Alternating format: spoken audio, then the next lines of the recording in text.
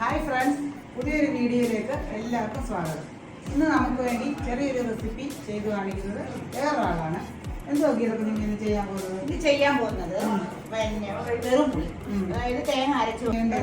ഇതിന് വേണ്ടുന്നത് നമുക്ക് ആളനുസരിച്ച്, അതായത് 4 പേരുണ്ട് 6 പേരുണ്ട്, അതനുസരിച്ച് തേങ്ങ കൂട്ടിയെടുക്കാം. ഞാനിപ്പോ ഒരു കപ്പ് തേങ്ങ എടുത്തിട്ടുണ്ട്.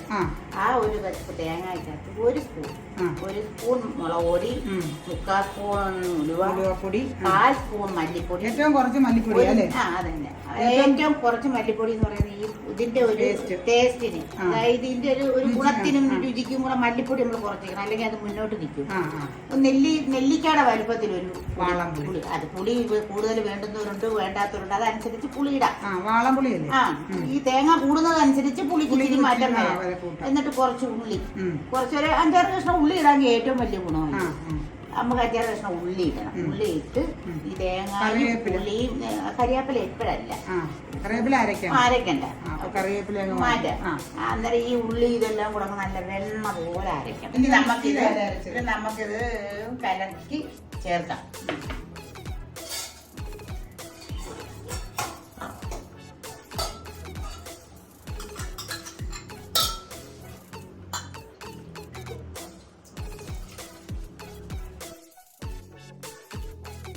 ഉപ്പ് ആവശ്യത്തിനിടുക അല്ലേ? ഉപ്പ് ആവശ്യത്തിനിടുക. കുറച്ച് കലക്കി വെച്ച് അടുത്ത സ്റ്റെപ്പ് നമുക്ക് കടുവ ശേഷം അല്പം വെളിച്ചെണ്ണ ഒഴിച്ചു കൊടുക്കും. കടുക് വറക്കാൻ വേണ്ടിട്ടല്ലേ?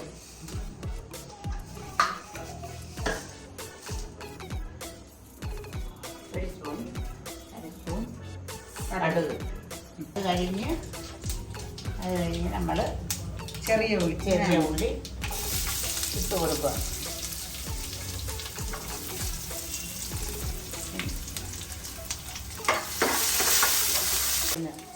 കരിവേപ്പില ഇടുക. എല്ലാം കൂടെ മൂത്തതിന് ശേഷം നമ്മൾ ഇതെടുത്ത് കലക്കി വെച്ചിരിക്കുന്ന ഇതെടുത്ത് ഒഴിക്കുക.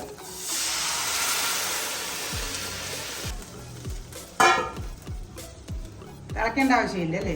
ഇത് തിളക്കണ്ട, തിളച്ച് വേണ്ട, ചെറിയ രീതിയിൽ പതഞ്ഞ് വരുമ്പോൾ നമ്മൾ വാങ്ങി വെക്കണം. ഇത് നല്ലൊരു ഒഴിച്ചുകറി.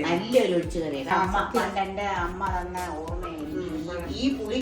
ഇത് ഒഴിച്ച് ഞാൻ ചോറ് കഴിക്കുമ്പോൾ എൻ്റെ അമ്മയുടെ ഓർമ്മ കൊണ്ട് വരുന്നു. പതഞ്ഞിട്ടുണ്ട്. നമ്മൾ വാങ്ങി നമ്മൾ പാത്രത്തിലോട്ട് ഒഴിക്കും.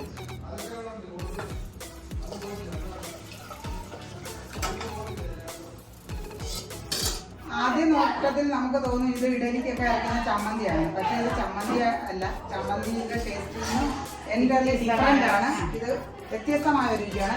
തെക്കൻ ജില്ലകളിലോട്ടൊക്കെയാണ് ഞാൻ ഇത് കൂടുതലും വെച്ച് കണ്ടിട്ടുള്ളത്. ചോറിൻ്റെ കൂടെയാണിത്. ആദ്യക്കുട്ട നമുക്ക് വേണ്ടി ഈ കറി ടേസ്റ്റ് ചെയ്ത് പറയുന്നതാണ്. ആദ്യക്കുട്ട ടേസ്റ്റ് ചെയ്ത് നോക്കിയിട്ട് എങ്ങനെയുണ്ട് കറി? സൂപ്പർ. മറ്റൊരു വീഡിയോയുമായി ഞാൻ വീണ്ടും വരുന്നതായിരിക്കും. അതുകൊണ്ട്